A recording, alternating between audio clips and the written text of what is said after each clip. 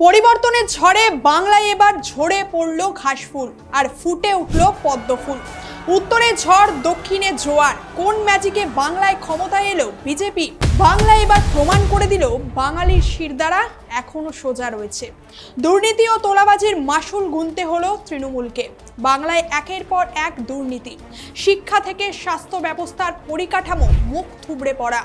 এসব থেকে মুক্তি পেতে মানুষ শেষমেশ ভরসা রাখলো পরিবর্তনেই। তবে বাস্তবে এই পরিবর্তনের জোয়ার কি পারবে সাধারণ মানুষের ভরসার কাঁধ হতে? এই উত্তর অবশ্য দেবে সময়ই। তবে বর্তমানে ভোটের রেজাল্ট বলছে গেরুয়া ঝড়ে উড়ে গেছে তৃণমূল।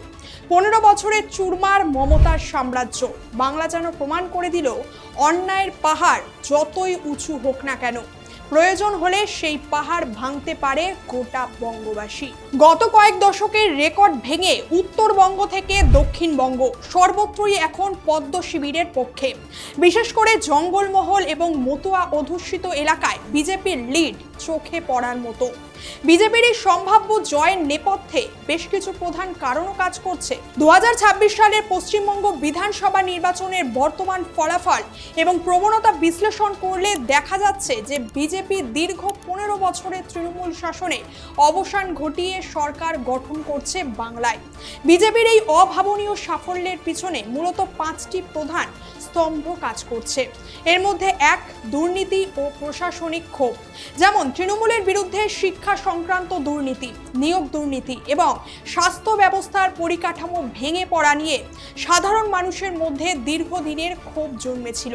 বিশেষ করে আরজিকর কাণ্ড এবং তার পরবর্তী বিচার চাওয়ার আন্দোলন শহর ও শহরতলির মধ্যবিত্ত ও যুব ভোটারদের ব্যাপকভাবে প্রভাবিত করেছে। মানুষ এই ঘটনাগুলোকেই প্রশাসনের চরম ব্যর্থতা হিসেবে দেখেছে। তাই এই পরিবর্তন।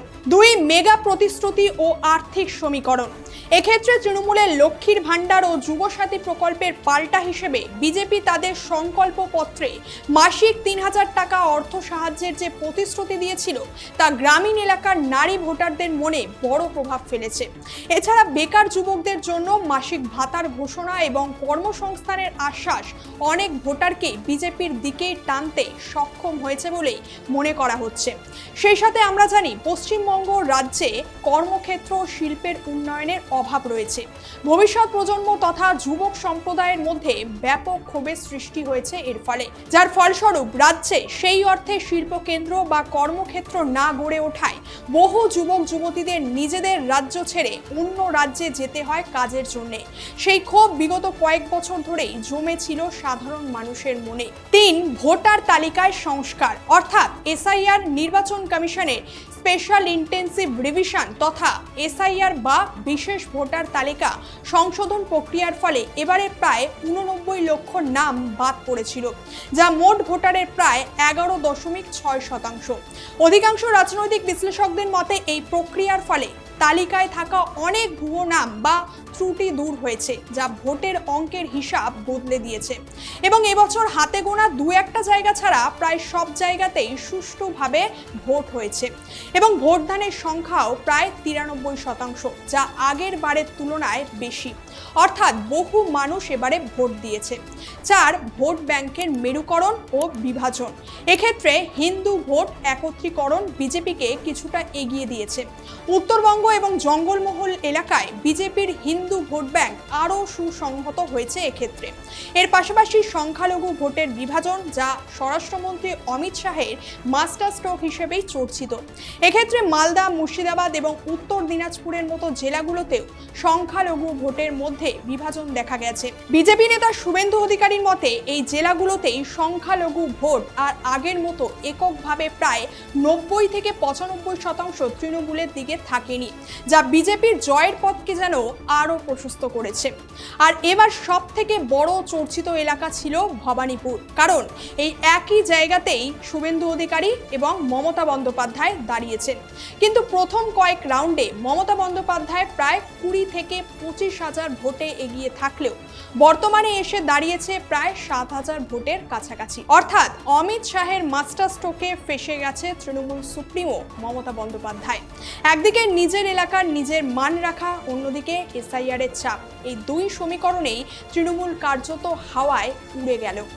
আমরা যদি 2021-এর ডেটা খেয়াল করে দেখি তবে দেখব মমতা বন্দ্যোপাধ্যায় 28,000-এরও বেশি ভোটে জয়লাভ করেছিল এই ভবানীপুর কেন্দ্র থেকে। অর্থাৎ সমীকরণ মেলালে দেখা যাচ্ছে ভবানীপুর থেকে মমতার অনেকটাই ভোট কেটে গেছে এবারের বিধানসভার নির্বাচনে, আর যার প্রভাব কিন্তু গোটা বঙ্গবাসী দেখছে গেরুয়া ঝড়ে।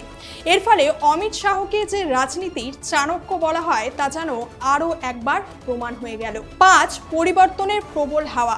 এবারে বিজেপির প্রচার কাজও বেশ অ্যাক্টিভ ছিল অন্যান্য বারের তুলনায়। পাল্টানো দরকার, চাই বিজেপি সরকার, অর্থাৎ পরিবর্তন দরকার। এই স্লোগান যেন তৃণমূলের দীর্ঘ 3 দফার শাসনের বিরুদ্ধে এক শক্তিশালী হাতিয়ার হিসেবে কাজ করেছে। উত্তরবঙ্গের 54টি আসনের সিংহভাগ এবং দক্ষিণবঙ্গের মতুয়া ও আদিবাসী বেল্টে যেমন বাঁকুড়া, পুরুলিয়া, ঝাড়গ্রাম বিজেপির এই লিড প্রমাণ করে যে মানুষ স্থানীয় স্তরের দুর্নীতির বিরুদ্ধে এক বিকল্প খুঁজছিল এতদিন ধরে, এবং শেষমেশ বিজেপিতেই ভরসা রেখেছে সমগ্র বঙ্গবাসী। এছাড়া বিভিন্ন জায়গাতেও বিজেপির প্রচারও ছিল এবারে লক্ষ্য করার মতো। তৃণমূলের সম্ভাব্য জয়ের ঘাঁটিগুলোকেই মূলত এবারে টার্গেট করে প্রচার চালিয়েছে বিজেপি। এক্ষেত্রে প্রধানমন্ত্রী নরেন্দ্র মোদী তার প্রচার শুরু করেন 5ই এপ্রিল কোচবিহার টাউনে মেগা র্যালি দিয়ে। এরপর 9 এপ্রিল তিনি 3টি জেলায় 3টি র্যালি করেন, যেমন পূর্ব মেদিনীপুরের হলদিয়া, পশ্চিম বর্ধমানের আসানসোল আর বীরভূমের সুরি।